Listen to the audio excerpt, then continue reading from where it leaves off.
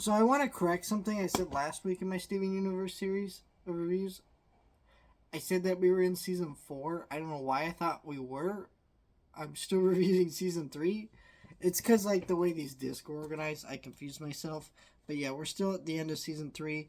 My complaint is still the same, that the filler episodes at this point in the series are not great. They're pretty bad, but they're not quite as close as to the ones in season 3, and we'll talk about that.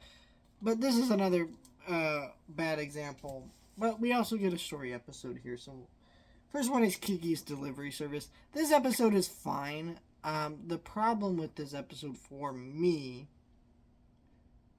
is that it's just boring. I do like the title, Kiki's Delivery Service. You know, if you know the movie, Studio Ghibli movie, cool title. But other than that, it's just like, why do I care about Kiki not being able to talk to her sister about pizza? I do laugh that Steven's like, "Oh, I'm so sorry, I didn't mean to go into your dreams." After that trauma that we went through with him going into fucking Lars, is pretty funny. But overall, like, it just felt like, okay, we're doing this. Um, it's a fine episode, but it's like an episode that you forget.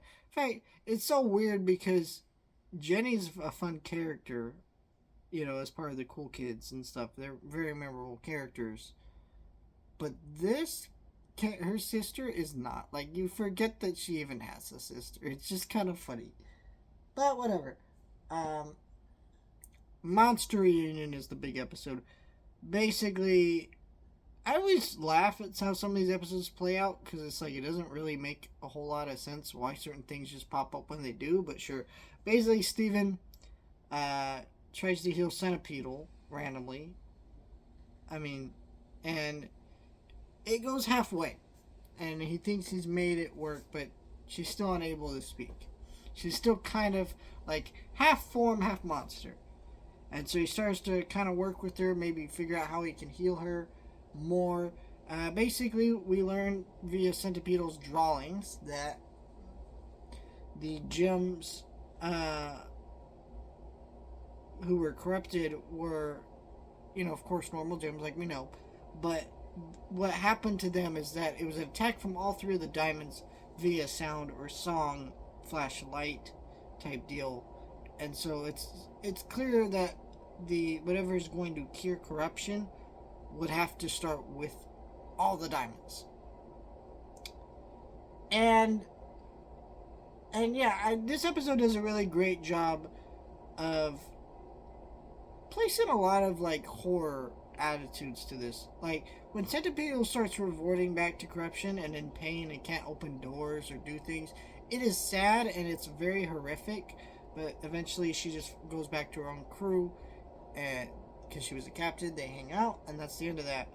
I think that's a sweet ending, you know, and I think that's wonderful. But it makes me really wish that when you know at the end of the series corruption was cured, that we had really gotten a scene of Centipedal like thanking Steven for everything he's done for her. It just felt so missed opportunity there, but whatever. I think that it's all good stuff in this episode. Really well crafted episode. And it's like, yeah, at this point in the series, this might be an all time great episode. So I don't know. Love, love, love this episode. Yeah, next week we get we get another like more plot focused episode and another filler episode. So I don't know, we'll see, but I am enjoying a lot of this, and let me know your thoughts, like, share, and subscribe.